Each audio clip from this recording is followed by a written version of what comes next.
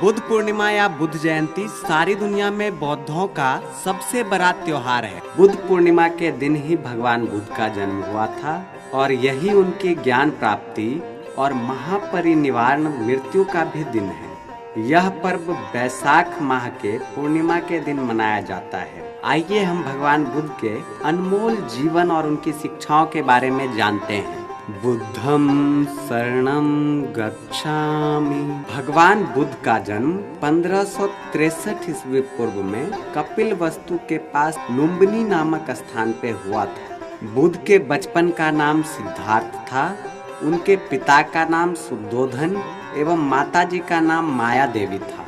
उनके बारे में प्रचलित है कि एक दिन बुद्ध घर से बाहर निकले तो उन्होंने एक अत्यंत बीमार व्यक्ति को देखा। जब थोड़ा आगे गए तो एक बूढ़े आदमी को देखा। अंत में एक मृत व्यक्ति को देखा। इन सब दृश्यों को देखकर उनके मन में एक प्रश्न उठा, क्या मैं भी बीमार पड़ूंगा, वृद्ध हो जाऊंगा और मर जाऊंगा? इन प्रश्नों ने उन्हें बहुत ज्यादा परेशान कर दिया। तभी उन्होंने एक सन्यासी को देखा और उसी समय उन्होंने अपने मन में सन्यास ग्रहण की ठान ली। 29 वर्ष की उम्र में उन्होंने घर त्याग दिया। सन्यास ग्रहण कर वो सन्यासी बन गए। महात्मा बुद्ध ने एक पीपल के पेड़ के नीचे ज्ञान की खोज में 6 वर्षों तक कठोर तपस्या की, जहां उन्हें सत्य का ज्ञान हुआ, जिसे संबोधि कहा गया। उस पीपल के पेड़ को तभी से बोधि वृक्ष कहा जाता है। महात्मा बुद्ध को जिस स्थान पर बोध या ज्ञान की प्राप्ति हुई, उस स्थान को बोध गया कहा गया। महात्मा बुद्ध ने अपना पहला उपदेश मरनाथ में दिया एवं उन्होंने बौद्ध धर्म की स्थापना की। 483 ईस्वी पूर्व में कुशीनगर में वैशाख पूर्णिमा के दिन अमृत आत्मा मानव शरीर छोड़ ब्रह्मांड में लीन हो गए। इस घटना को महापरिनिर्वाण कहा जाता है। बुद्ध ने 4 अर्थ सत्यों का उपदेश दिया है और बौद्ध धर्म के अनुसार 4 मुख्य सच्चाइयों को हमेशा याद रखना चाहिए। ये सच्चाइयाँ ही बौद्ध धर्म के आधार हैं, जो निम्नलिखित हैं। पहला, संसार में दुख है। दूसरा, दुख का प्रमुख कारण तृष्णा तीव्र इच्छा है। तीसरा, दुखों का समुदाय है। चौथा, दुखों से बचने के उपाय हैं।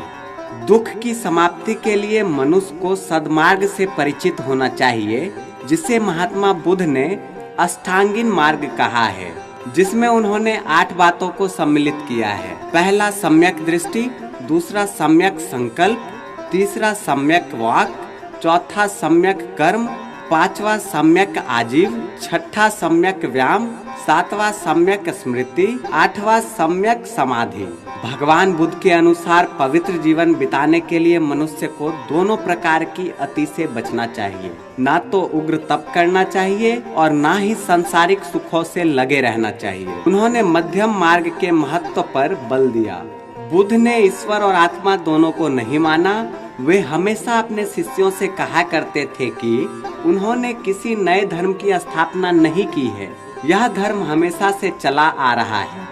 उन्होंने अपने विचार लोगों को अपनी भाषा में समझाया। महात्मा बुद्ध ने बौद्ध संघों की स्थापना की, जिनमें सभी जातियों के पुरुष एवं महिलाओं को प्रवेश दिया।